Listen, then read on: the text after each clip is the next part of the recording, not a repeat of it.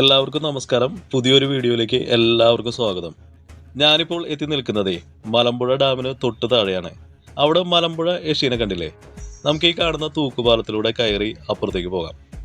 അങ്ങനെ പാലത്തിൽ കയറി കഴിഞ്ഞപ്പോഴേ ഞാൻ മുകളിലേക്ക് നോക്കി. അപ്പോൾ അവിടെ വെള്ളം വീഴുന്നു. ഒരുപക്ഷെ വെള്ളം ഏറ്റവും ടോപ്പിൽ എത്തിയിട്ടുണ്ട്. നമുക്ക് ഡാമിന്റെ മുകളിലേക്ക് പോകണം.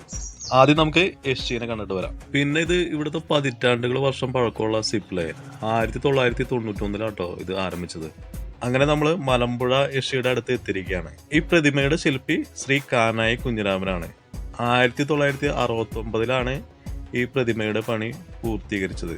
ഈ ശില്പത്തിന്റെ ഹൈറ്റ് 9.1 മീറ്റർ ആണ്. ഒറ്റക്കല്ലിലാണ് ഈ പ്രതിമ പണി കഴിപ്പിച്ചിട്ടുള്ളത്. ഈ പ്രതിമയുടെ സൗന്ദര്യത്തെക്കുറിച്ച് നമ്മൾ സാധാരണക്കാർക്ക് അങ്ങനെ വിവരിക്കാൻ കഴിയില്ല. കേരളത്തിലെ ഏറ്റവും സൗന്ദര്യമുള്ള പ്രതിമ എന്ന് വേണമെങ്കിൽ പറയാം. ഇനി നമുക്ക് മുകളിലേക്ക് ഒന്ന് കയറാം. അങ്ങനെ ഡാമിന്റെ മുകളിൽ കയറി കഴിഞ്ഞപ്പോഴേ ഞാൻ ശരിക്കും ഞെട്ടിപ്പോയി. അതുപോലെയാണ് വെള്ളം, കടല് പോലെ നമുക്ക് തോന്നും.